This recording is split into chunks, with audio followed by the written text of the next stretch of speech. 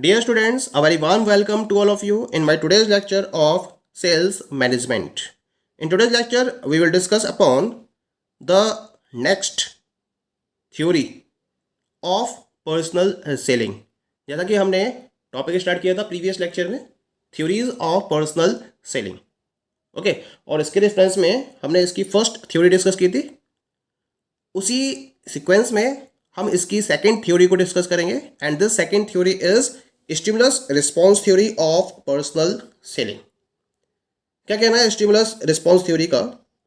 इस थ्योरी के according if the sales person uses the right stimulus of an appropriate strength, the prospect will respond the way the salesperson wants him to, in this case buy the product. यानी कि इसके according बहुत simple सा इन्होंने एक formula दिया है कि अगर कोई सेल्स पर्सन अपनी अप्रोप्रिएट स्ट्रेंथ के साथ में राइट स्टिमुलस का यूज करता है तो जो उसके प्रोस्पेक्ट हैं वो उसी तरीके से रिस्पॉन्ड करेंगे जिस तरीके से सेल्स पर्सन उनसे रिस्पॉन्ड कराना चाहता है. यानी कि वो अपने प्रोडक्ट को सेल करना चाहते हैं तो ऑटोमेटिकली वो उसके प्रोडक्ट को परचेज करेंगे. ये कहना है स्टिमुलस रिस्पॉन्स थ्योरी का. और यहाँ जो मेन फोकस किया गया है वो स्टिमुलस पर फोकस किया गया है. यहाँ हम बात करते हैं पहले उन पर्टिकुलर स्टिमुली की जिन पर सेल्समैन का एक कंट्रोल रहता है और जिसके बेसिस पर वो प्रोस्पेक्ट के बिहेवियर को प्रॉपर्ली अफेक्ट कर सकता है. ठीक है, और अपने तरीके से उसको डायरेक्ट भी कर सकता है. पहला है इसके अंदर सेल्फ. सेल्फ का मतलब क्या है? जो सेल्स पर्सन है उसकी फिजिकल अपीयरेंस, किस तरीके से वो कस्टमर से या जो प्रोस्पेक्ट है उससे ट्रीट कर रहा है, दैट इज मैनरिज्म. उसकी वॉइस की टोन क्या है, मॉड्यूलेशन क्या है उसकी वॉइस का. ठीक है, इसके साथ साथ जो उसकी इंटरपर्सनल स्किल्स हैं जो वो सेल्स पर्सन को एग्जिबिट कर रहा है, ये कहीं ना कहीं प्रोस्पेक्ट के माइंड पर एक इम्पैक्ट डालती हैं. अब ये डिपेंड करता है सेल्स पर्सन पर कि ये इम्पैक्ट पॉजिटिव रहेगा या फिर नेगेटिव रहेगा. लेकिन इसको ये पर्टिकुलर प्रॉपर्टीज पॉजिटिव में फॉलो करनी होगी, तब जाकर वो प्रोस्पेक्ट को प्रॉपर्ली अफेक्ट कर सकता है. क्लियर? सेकेंड वन क्या है इसके अंदर? That is the price concessions. Normally sales people have limited discretion to give price concession to the most promising and large prospects. Actually जब हम सेल्स पर्सन की बात करते हैं तो इनके पास बहुत लिमिटेड पावर होती है प्राइस कंसेशन को फॉलो करने की. हाँ, ये प्राइस कंसेशन को फॉलो कर सकते हैं, इसे एक टूल की तरह यूज कर सकते हैं, एक स्टिमुली की तरह यूज कर सकते हैं. कब? जब जो प्रोस्पेक्ट है वो मोस्ट प्रॉमिसिंग हो और लार्ज क्वांटिटी में ऑर्डर्स को फॉलो कर रहे हो, तब ये प्राइस कंसेशन को लेकर प्रोस्पेक्ट के बिहेवियर को इन्फ्लुएंस कर सकते हैं. ठीक है, और थर्ड इसके अंदर क्या है? The third one is the announcement of price changes. यहां सबसे बड़ा फैक्टर आता है टाइम का. यानी कि जब किसी भी तरीके से पॉइंट फॉलो ना किया जा रहा हो और जो प्रोस्पेक्ट है उसको ट्रिकली हैंडल करना हो, तो यहां पर जो सेल्स पर्सन है वो क्या कर सकते हैं, एक पर्टिकुलर टाइम पीरियड के लिए प्राइस में चेंज को भी अनाउंस कर सकते हैं और उसके बेसिस पर प्रोस्पेक्ट को या उसके बाइंग बिहेवियर को इन्फ्लुएंस कर सकते हैं. इसके साथ साथ एक और इसके अंदर स्टिमुली रहती है. Stimuli fourth one stimuli is preferential treatment two important buyers. यहां क्या कर जाता है इस पर्टिकुलर अप्रोच के अकॉर्डिंग, जो इंपॉर्टेंट बायर्स हैं, इंपॉर्टेंट बायर्स का मतलब वो कस्टमर्स जो लार्ज वॉल्यूम्स में परचेज करते हैं, टाइम पर पेमेंट करते हैं, और जब स्टॉक ज़्यादा होता है सेल्स पर्सन के पास तो उसको प्रॉपर्ली लिक्विडेट करने में भी जो एक हेल्प करते हैं सेल्स पर्सन की, उन्हें हम इंपॉर्टेंट बायर्स का नाम देते हैं. ठीक है, तो इन पर्टिकुलर बायर्स को एक प्रेफरेंशियल ट्रीटमेंट दिया जाना चाहिए. तो ये स्टिमुली हैं जिनके बेसिस पर जो सेल्स पर्सन है वो क्या कर सकता है, वो प्रोस्पेक्ट पर एक प्रॉपर कंट्रोल कर सकता है. Also, this theory presumes a passive role of the prospect in the entire selling process. Like a robot, the prospect will follow the salespeople. This theory works in organizations which have a selling orientation and believe in pushing the sale at all cost. ये theory ये भी presume करती है कि जो entire selling process है उसमें prospect का रोल पैसिव है, तो एक्टिव रोल किसका है? केवल सेल्स पर्सन का है। वो ये मानता है, ये जो थ्योरी है ये मानती है कि भाई जो प्रोस्पेक्ट है वो तो एक पैसिव रोल के साथ में सेलिंग प्रोसेस में इन्वॉल्व है। जैसे कि एक रोबोट है, तो एक रोबोट की तरह जो प्रोस्पेक्ट है वो केवल सेल्स पीपल के इंस्ट्रक्शंस को फॉलो करता है। ये इस थ्योरी का मानना है, ये इस थ्योरी का एजम्पशन है। और इसी वजह से ये थ्योरी केवल उन्हीं ऑर्गेनाइजेशंस में प्रॉपर्ली वर्क करती है जो सेलिंग ओरिएंटेशन के साथ में अपनी वर्किंग को फॉलो कर रही हैं। और उनका ये मानना है कि किसी भी तरीके से सेल को आगे बढ़ाओ किसी भी कीमत पर। उन्हें केवल प्रोडक्ट को सेल करना है, बाकी किसी और पर्टिकुलर पॉइंट से उन्हें कोई भी मतलब नहीं रहता है। केवल सेल को पुश करना ये इन पर्टिकुलर ऑर्गेनाइजेशन का पर्पज रहता है। इनके द्वारा इस अप्रोच को फोकस किया जाता है, इस थ्योरी को फोकस किया जाता है। स्टिमुलस रिस्पॉन्स थ्योरी ये देखती है कि जो फर्म्स हैं which are emphasising the physical appearance of the sales person and his or her conversational skills, उनके द्वारा इसको यूज किया जाता है। यानी कि जो सेल्समैन की फिजिकल अपीयरेंस पर फोकस करती हैं, उसकी कन्वर्सेशनल स्किल्स पर फोकस करती हैं, वो इस थ्योरी को फोकस करती हैं। इसके साथ साथ फर्म्स जब सेल्स पीपल को लीवरेज देती हैं कि वो किसी भी कीमत पर अपने ऑर्डर को फाइनलाइज करें, तो उन पर्टिकुलर फर्म्स के रेफरेंस में ही इस पर्टिकुलर अप्रोच को या इस थ्योरी को फोकस किया जाता है। ये भी इस थ्योरी का मानना है।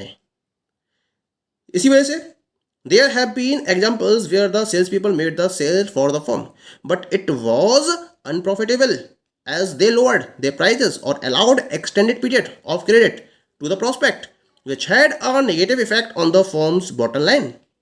Further, as markets become competitive, the thrust will be on relationship management. More and more sales people will need to have both internal and external focus if has to be an agent of change in the territory. तो ये इसका एक point निकल कर आया यहाँ पर आना कि इस अप्रोच को फोकस किया गया, लेकिन फोकस करने के बाद भी ऐसे बहुत सारे एग्जाम्पल्स भी सामने आए जहाँ पर जो सेल्स पीपल थे उन्होंने फर्म के लिए सेल को तो इंक्रीज कर दिया, लेकिन फिर भी फर्म को प्रॉफिट नहीं हुआ। क्यों नहीं हुआ? क्योंकि उन्होंने स्टिमुली का यूज़ किया, प्रोडक्ट के प्राइस कम कर दिए, या फिर क्रेडिट का पीरियड एक्सटेंड कर दिया प्रॉस्पेक्ट के पॉइंट ऑफ व्यू से। तो इसकी वजह से मार्केट में एक नेगेटिव इम्पैक्ट फॉलो होना स्टार्ट हो गया, और जो फर्म की बॉटम लाइन है उस पर उसका नेगेटिव इफेक्ट पड़ना शुरू हो गया।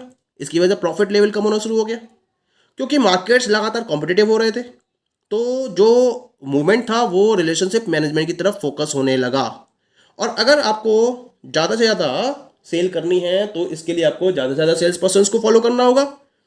और क्योंकि अगर आप एक चेंज करना चाहते हैं टेरिटरी में, तो आपको एक एजेंट ऑफ चेंज की तरह फोकस करना होगा अगर आप रिलेशनशिप मैनेजमेंट के बेसिस पर कस्टमर्स को फोकस करना चाहते हैं। इसी वजह से ये थ्योरी बहुत लंबे टाइम तक अपने कॉन्सेप्ट को प्रॉपर्ली सर्वाइव नहीं कर पाई। इसके साथ साथ अगर हम इंटरनल बेसिस पर डिस्कशन करें तो ये केवल सेल्स पर्सन होते हैं जो रेलिवेंट इंफॉर्मेशन प्रोवाइड करते हैं to all the departments within the organisation, और इसके साथ साथ वो कोऑर्डिनेट करते हैं इन डिपार्टमेंट्स के साथ में, जिससे कि कस्टमर्स के सेटिस्फैक्शन को हाई लेवल तक एंश्योर किया जा सके।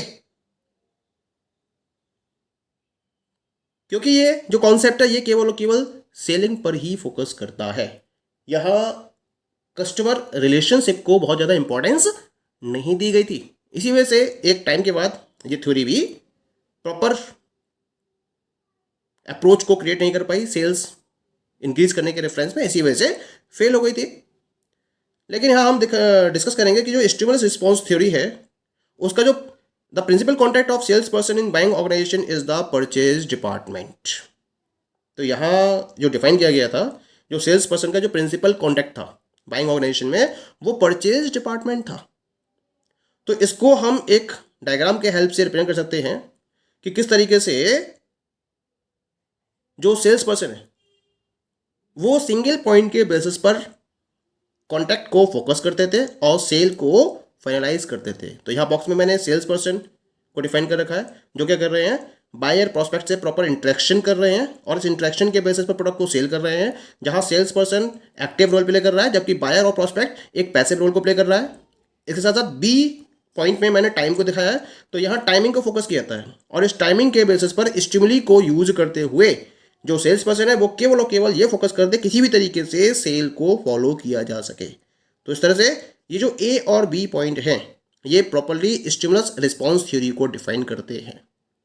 क्लियर? यहाँ डिफाइन किया गया है कि किस तरीके से sales person stimulus response theory में अपने रोल को फोकस करते हुए प्रोडक्ट की सेल को इंक्रीज करने का काम करते हैं। That is clear. ये तो बात हो गई स्टिमुलस रिस्पॉन्स थ्योरी की। हम बात करते हैं next theory of personal selling and this is known as the buying formula theory. Buying formula theory क्या कहती है थ्योरी?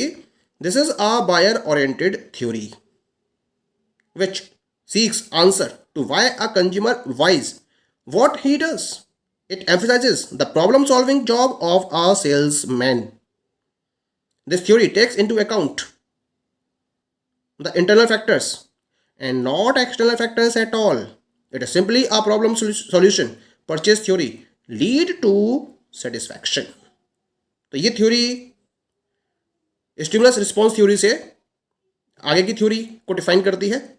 ये क्या है? एक बायर ओरिएंटेड थ्योरी को डिफाइन करती है जिसका पर्पज क्या है? जिसका पर्पज है ये डिफाइन करना या इस पर्टिकुलर क्वेश्चन का आंसर सर्च करना कि कंज्यूमर क्यों परचेज करता है और वो क्या करता है, व्हाट ही डज, क्यों परचेज कर रहा है, किस तरीके से परचेज कर रहा है और उस पर्टिकुलर प्रोडक्ट को जब परचेज कर रहा है तो उसे क्या चाहिए।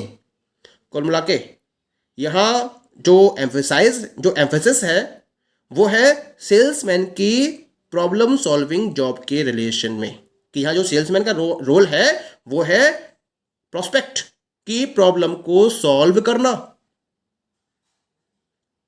ये थ्योरी इंटरनल फैक्टर्स को ही कंसीडर करती है केवल। इस थ्योरी में एक्सटर्नल फैक्टर्स को बिल्कुल भी इंक्लूड नहीं किया जाता है।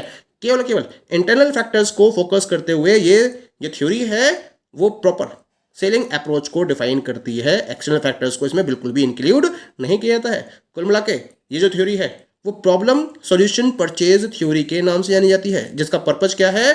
कस्टमर्स को या प्रोस्पेक्ट्स को मैक्सिमम सेटिस्फैक्शन अवेलेबल कराना। In the present context the problem solution can be either a product or a brand. The schematic diagram of the buyer formula theory is as follows. ये theory ये कहती है कि जो problem solution है वो या तो किसी पर्टिकुलर प्रोडक्ट के रेफरेंस में होगा या फिर ब्रांड के रेफरेंस में होगा, क्योंकि अपनी नीड को सेटिस्फाई करने के लिए कंज्यूमर या तो एक प्रोडक्ट को परचेज करेगा या प्रोडक्ट परचेज कर रहा है तो उसके रिलेशन में किसी न किसी ब्रांड को परचेज करेगा। तो यहाँ पर जो बायर फॉर्मूला थ्योरी है उसको हम एक प्रॉपर डायग्राम के बेसिस पर डिफाइन कर सकते हैं। यहाँ सबसे पहले क्या लिखा है मैंने? नीड और problem. This is in reference of the prospect. अब क्या होता है, एक प्रोडक्ट या ब्रांड को वो सर्च कर रहा है, ठीक है। जब वो सर्च कर लेता है प्रोडक्ट या ब्रांड को तो उसकी वो परचेजिंग करता है और परचेजिंग के बाद वो सेटिस्फैक्शन को सर्च करता है। यहाँ जो प्रोडक्ट और ब्रांड है इसमें ऊपर मैंने एडिकेसी को डिफाइन करा है और नीचे मैंने प्लीजेंट फीलिंग को डिफाइन किया है। क्या मतलब है इसका? जो ये थ्योरी है वो ये कहती है कि जो प्रोडक्ट और ब्रांड हैं इनको एक एडिकेट सॉल्यूशन के तौर पर कंसीडर किया जाना चाहिए और इनको यूज करने के बाद कंज्यूमर में एक प्लीजेंट फीलिंग होनी चाहिए। इसका मतलब जो बायर है he is aware that product is an adequate solution and should have pleasant feeling towards it। तो जो बायर है उसका बिहेवियर क्या है यहाँ पर ना, इस थ्योरी के अकॉर्डिंग जो बायर है उसे ये इस बात से अवेयर होना चाहिए कि वे जो प्रोडक्ट को यूज कर रहा है वो इसका एक एडिकेट सॉल्यूशन है और इसके रिगार्डिंग उसको एक प्लीजेंट फीलिंग भी मिल रही है। जब तक प्लीजेंट फीलिंग नहीं मिलेगी उसको तब तक वो सेटिस्फाइड नहीं होगा और इसी वजह से उसका एक बाइंग बिहेवियर क्रिएट होता है। लेकिन ये जो बाइंग बिहेवियर है इस पर एक असॉल्ट होता है। किसकी वजह से? जो राइवल कॉम्पिटिटर्स हैं उनके एडवर्टीजमेंट्स की वजह से, जो कॉम्पिटिंग सेल्स पर्सन्स प्रेजेंटेशंस हैं उनकी वजह से और जो उसके फ्रेंड्स के रिमार्क हैं। तो यहाँ एक असॉल्ट क्रिएट किया जाता है बाय दीज पर्टिकुलर फैक्टर्स। लेकिन होता क्या है, क्योंकि उसने भी अपना एक बाइंग हैबिट क्रिएट कर रखी है तो वो अपनी एडिकेसी और प्लीजेंट फीलिंग की स्ट्रेंथ के बेसिस पर अपने डिसीजन को डिफाइन करता है और ये कहता है कि भाई जो मैंने डिसीजन लिया है वो मुझे सेटिस्फैक्शन प्रोवाइड कर रहा है, I am happy with this particular product और ब्रांड। और इस तरीके से प्रॉब्लम और उसके सॉल्यूशन के रिगार्डिंग एक डायरेक्ट एसोसिएशन को डिफाइन किया जाता है with the help of the buying formula theory. तो कुल मिला के ये जो थ्योरी है वो बायर्स के पॉइंट ऑफ व्यू से डिफाइन की गई है, उसके बाइंग बिहेवियर को डिफाइन करने के पॉइंट ऑफ व्यू से डिफाइन की गई है। और ये कहा गया है जो सेल्स पर्सन है उसको इस पर्टिकुलर पॉइंट पर फोकस करते हुए अपनी सेलिंग को आगे बढ़ाना चाहिए। Clear? One more theory is remaining in case of the personal selling. इस थ्योरी को हम नेक्स्ट लेक्चर में डिस्कस करेंगे। Okay, thank you.